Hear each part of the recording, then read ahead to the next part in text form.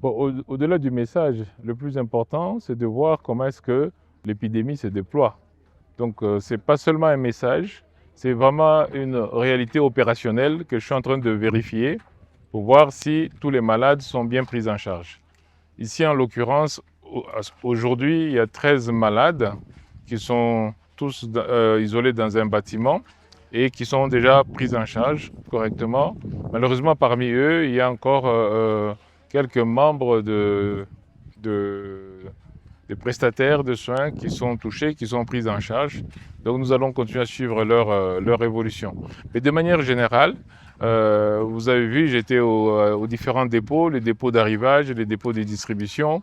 Maintenant, je vois les centres de santé, c'est pour m'assurer que toute la logistique nécessaire, parce qu'ici c'est vraiment une question de logistique, toute la logistique nécessaire est disponible pour que la riposte soit efficace.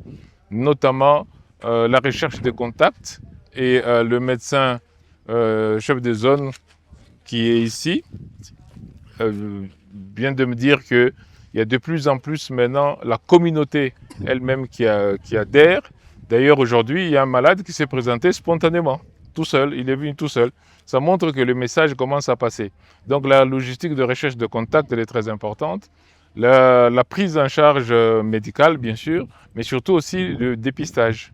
Et le laboratoire a reçu aujourd'hui encore plusieurs autres kits de diagnostic. Je pense qu'en termes de kits de diagnostic, pour l'instant, on en a plus de 2000 et donc ça couvre les besoins.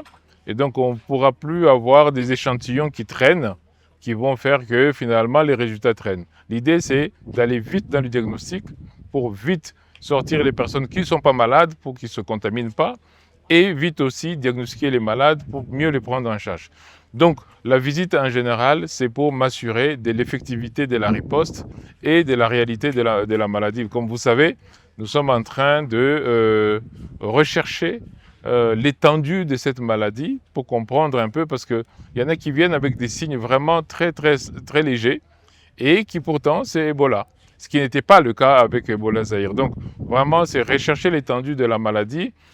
Il nous paraît que maintenant, on a de plus en plus maintenant une cartographie qui commence à se dessiner clairement. Et dans les jours qui viennent, nous allons dire, voici la réalité sur l'étendue de la maladie. Ben, déjà, le malade guéri, c'est ici, hein.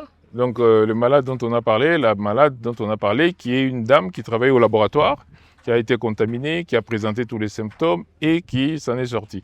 Il y a un autre médecin anesthésiste qui est encore malade, mais qui évolue très bien.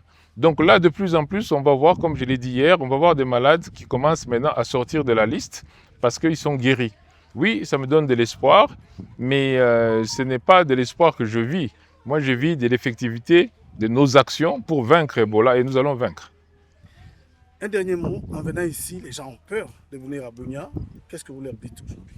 Je leur dis que la maladie, on ne peut pas la sous-estimer, elle est réelle, parce qu'il y a des morts, parce qu'il y a des cas malades que nous avons, mais quand vous circulez dans cette ville, vous voyez que les gens vivent leur vie normalement. Et c'est seulement la prise de conscience que les moindres symptômes doivent être signalés, que les moindres cas de contact doivent être signalés. C'est vraiment cela. Mais nous, on n'a pas peur, on est là. On est dans le centre de traitement. Vous voyez nos prestataires qui sont là. Vous voyez, on n'est pas allé vous demander de filmer les malades parce qu'on ne peut pas le faire. Mais ce que je dis aux gens, c'est que ici, ce n'est pas l'enfer, hein.